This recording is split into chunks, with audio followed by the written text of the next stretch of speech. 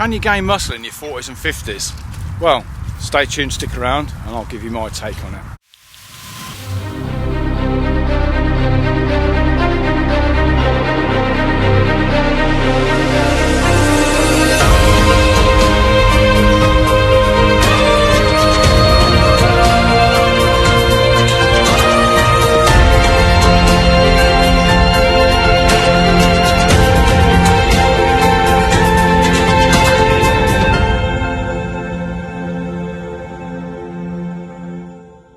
So is it possible to gain muscle in your 40s and 50s? Well, yes it is. It's not going to be easy. I'm going to tell you that one thing for free.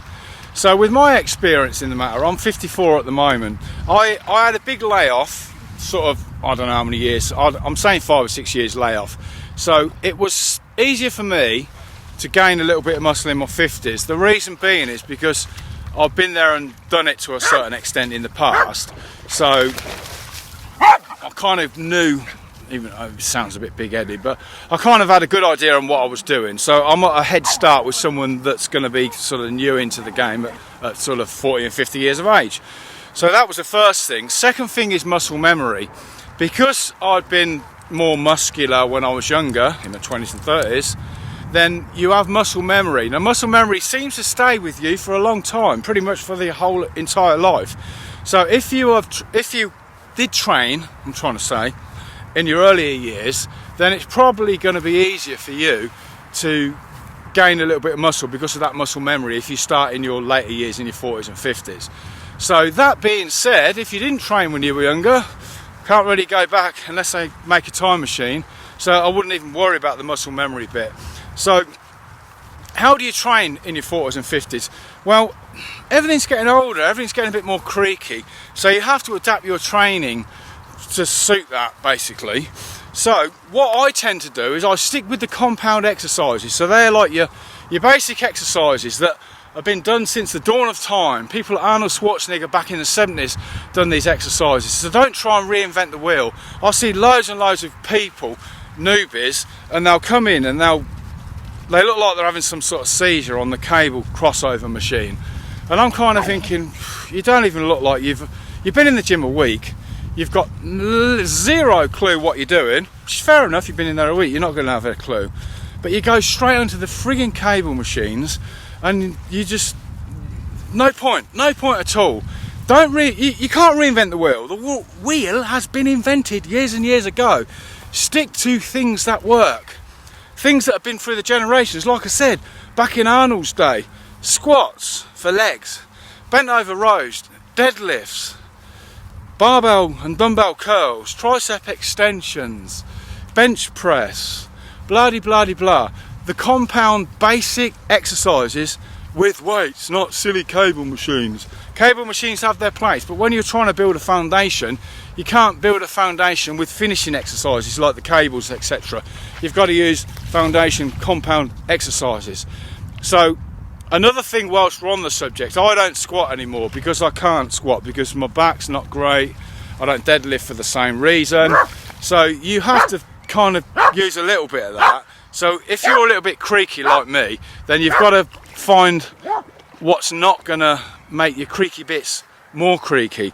So for argument's sake, with the legs, I don't free squat anymore with the bar. I'll use the Smith machine as and when I decide to do it.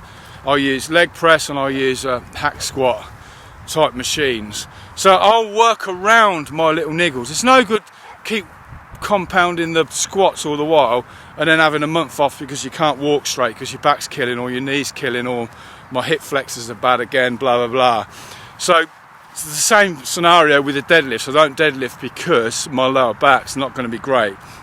So use what you can and work around what you can't do. Don't keep plugging away at it if it's going to injure you, because we're not getting any younger at the end of the day. So that's basically your training. You only want to train body parts roughly, if you're looking at gaining muscle in your 40s and 50s, about once a week. You cannot recover in your 40s and 50s like you did in your 20s. I know these things because I used to be in my 20s, funny enough, and now I'm in my 50s. So I've kind of been there, done it, got the t-shirt. So I can categorically say that I used to be able to train a lot more when I was younger and recover a lot quicker than I do now. So it's basically a short, sharp burst of training and then get out of the gym. When you get out of the gym, what do you need to do? You need to eat. Now, diet makes a big difference. Most people in the 50s, like me, are going to be fatter than they used to be in their 20s. Now, there's a few things going on there. It's not all about diet and lifestyle. Some of it's about hormone levels, etc. And it's just one of those aging things. As we get older, you know, just how it is. Take it on the chin. But you can do certain things, like you need to keep your diet ultra strict pretty much all the time, to be honest with you, if you want to keep muscular and lean and everything else. So stick with your good high proteins, your meats if you eat meat, chicken, fish, lean meats, eggs, very important as well. So they're like your protein foods.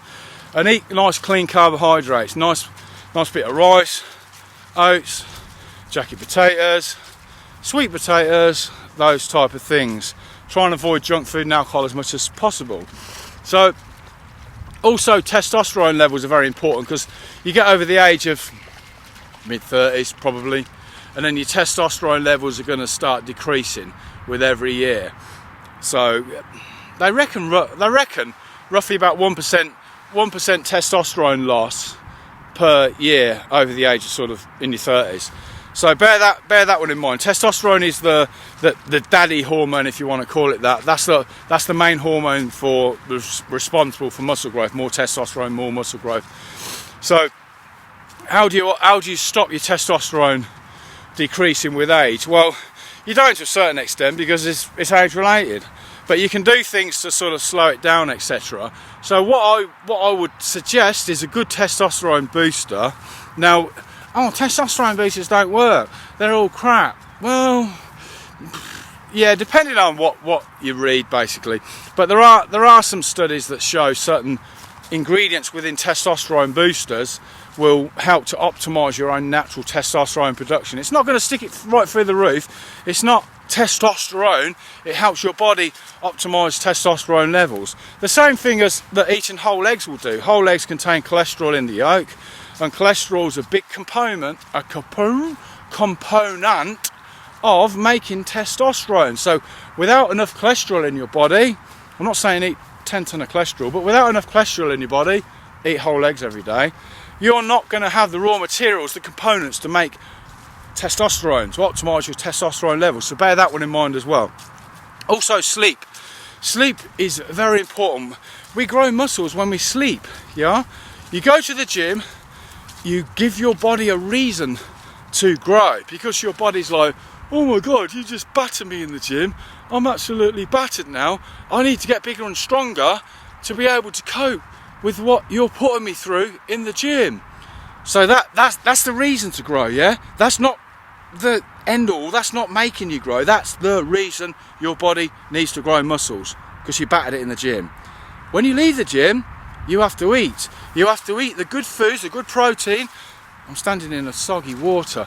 You need to eat protein to help to build the muscles. Protein, as I said in previous videos, is made up of amino acids. Amino acids are building blocks to build your battered muscles. Yeah, so there's the building blocks to build it up after you've battered it in the gym. And you need to sleep. Sleep is very, very important. I basically need a good 8 hours. I'm walking in soggy puddles again. Let me get over this soggy puddle. Sleep is very important. So with me, I need a minimum of 8 hours a day. If I don't have 8 hours a day, my everything goes down. I feel tired. If I'm tired, I don't want to train as hard. If I don't train as hard, I'm not battering my body to give it that reason to grow, yeah, to build up. So sleep is very important. There's quite a few studies on sleep. I might do a separate video on that. What are you eating, dog? I'm going to do a separate video on sleep, but there's some good studies that show that it will help to increase lean muscle tissue, and also, believe it or not, reduce some fat. So I'm going to dig them studies out, and I'll do a separate video on that. That's the basics of gaining muscle in your 50s. So if you like my little videos, please consider subscribing to my YouTube channel, and I'll be eternally grateful, and I'll speak to you on the next one.